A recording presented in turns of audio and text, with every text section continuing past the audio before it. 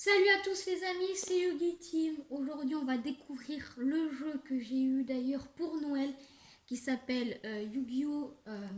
Legacy of the Duelist, donc Link Evolution.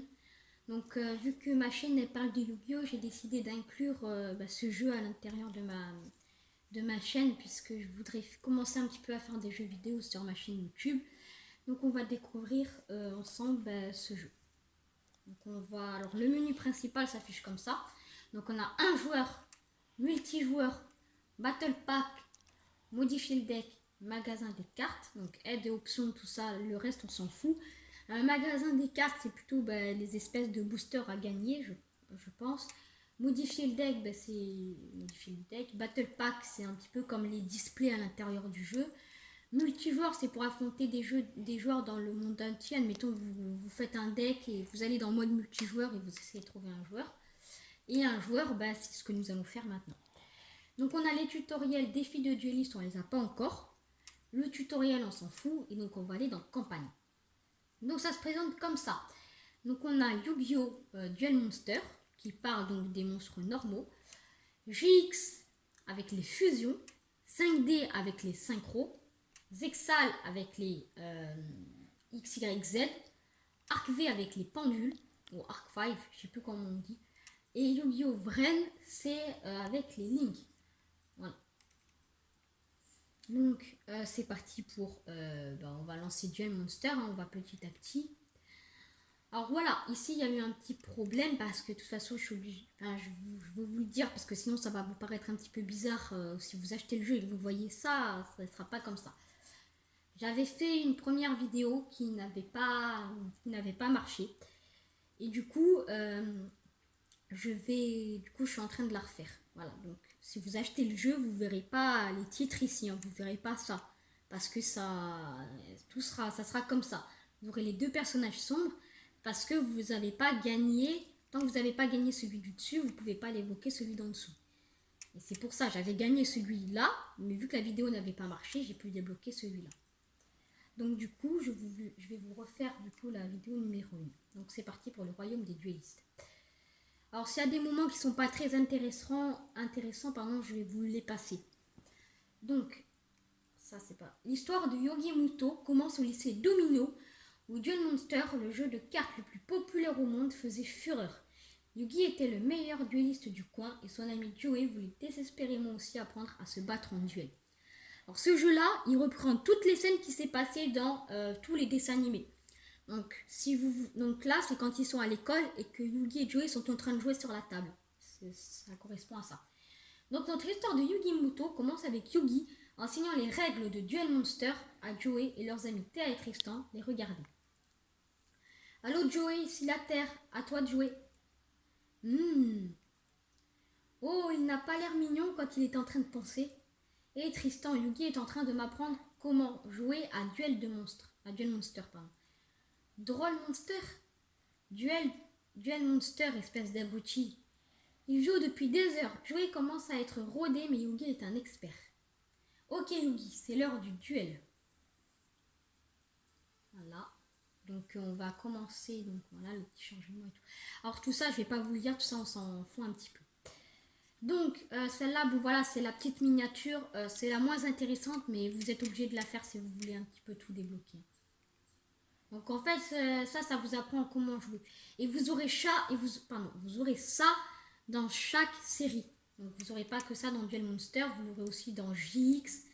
C'est pour vous apprendre à jouer avec votre deck. Donc par exemple dans JX, vous aurez un duel comme ça d'entrée, une espèce de petit duel d'entrée, et ça va vous apprendre à maîtriser, à jouer avec les fusions et tout.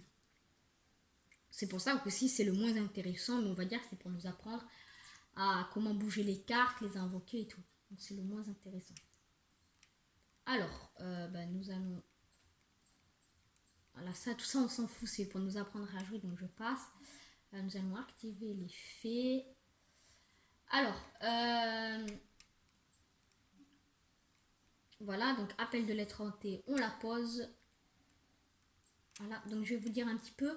Barrière de courage, durant votre battle phase, uniquement tous les monstres que vous contrôlez gagnent 200 d'attaque.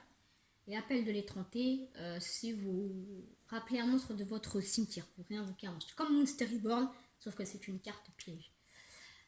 Donc on va donc la placer en mode attaque. Voilà, on invoque Shien Minken, donc à 1800 points d'attaque. Voilà, hop hop hop, on va faire B, on va faire Battle Phase. On va passer en mode attaque, on va attaquer avec notre chien. Nous allons attaquer à 1003. Voilà. Donc celui-là, c'est honnêtement, c'est le moins intéressant. Les autres, on n'a pas vraiment le deck de Yugi et tout, c'est pas très très intéressant. Alors aussi une petite question, au cas où vous vous posez la question, pourquoi on n'a pas directement le deck de Yugi? Tout simplement parce que son grand-père, il lui a pas encore donné. Si vous vous rappelez bien, quand il affronte Joey, il a simplement les cartes. Il dit que les cartes, il les a eues chez son grand-père. Que son grand-père vend des cartes. Et donc c'est pour ça. Et quand il va affronter Kaiba, donc la partie que vous avez vue juste avant que je revienne sur la première, c'était qu'en fait, son grand-père, il lui a pas encore donné. Donc quand il va lui donner son deck, avec lequel il va vaincre, avec lequel qu'est-ce qu'on fait? Ah oui, pardon, on doit activer l'effet de ça. Son effet, c'est qu'on doit envoyer une carte magique continue face recto, donc celle-là pour détruire une carte sur le terrain. Voilà, je vous explique quand même un petit peu. Non, cette carte-là.